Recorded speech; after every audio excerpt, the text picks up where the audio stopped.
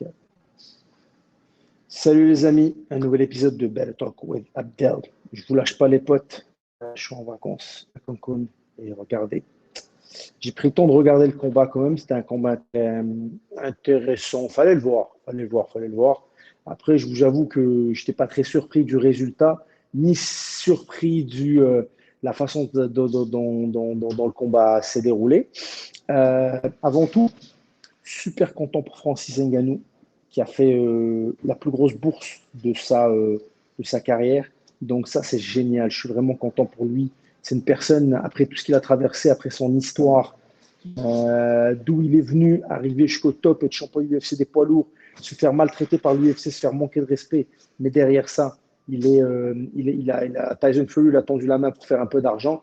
Donc, je suis vraiment content pour lui. Et ça, c'est le côté humain de cette histoire.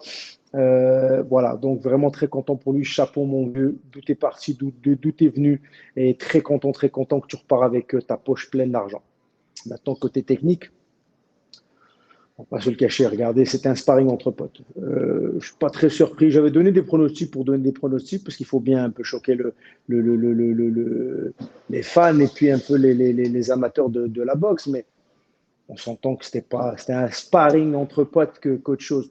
On a vu un Tyson Fury qui n'est pas vraiment le Tyson Fury qu'on a vu contre les Klitschko, ni Tyson Fury contre les Wilder, ni encore moins le Tyson Fury qu'on connaît qui est vif, qui frappe, qui n'a pas de pitié, qui a l'instinct du tueur. On a vu un Tyson Fury qui y allait, qui se parlait, qui s'amusait, mais c'était pas ouf, ouf, ouf. C'était pas ouf, ouf, ouf. Franchement, de son côté, il a fait son taf, il a fait ce qu'il avait à faire, malgré malgré que ce chaos du crochet au troisième, c'était pas une patate à la Wilder, donc il n'était pas à dodo, mais c'est pas grave. Comme je vous ai dit, tout peut arriver. C'est des poids lourds, c'est des gars qui frappent. Ngannou, c'est un frappeur, c'est le patron de la patate de forain. Et ça, vous voyez, c'est quelque chose qui est incroyable parce que chez lui, même le facteur vent, une patate, le facteur vent, tu ne vois pas le soleil passer. Donc, bonne nuit. Mais là, voilà, donc c'était un petit chaos. Mais bon, est-ce que ça a vraiment perturbé notre Fury national? Pas du tout. Mais voilà, je ne suis pas très surpris du déroulement du combat. C'est cool, c'est bien passé. C'était un bon 10 rounds de sparring entre potes. Euh, et bon, Fury l'emporte. Bon, décision split decision. C'est un peu drôle, mais c'est pas grave. Et à la fin, en fait, Ngannou dit, moi, ça ne me dérange pas de refaire la revanche. Eh, moi, tu me donnes 10 millions, mon pote, mais normal, je te fais 10 revanches si tu veux. Même si je les perds, j'en ai rien à foutre. Je fais 10 millions à chaque combat, peut-être 15, peut-être 12, peut-être 20. Je vais vendre le combat plus en plus. Donc, tu vois, c'est ça. Bien sûr, moi, ça ne me dérange pas de le faire.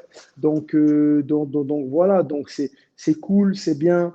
Je suis très content pour lui.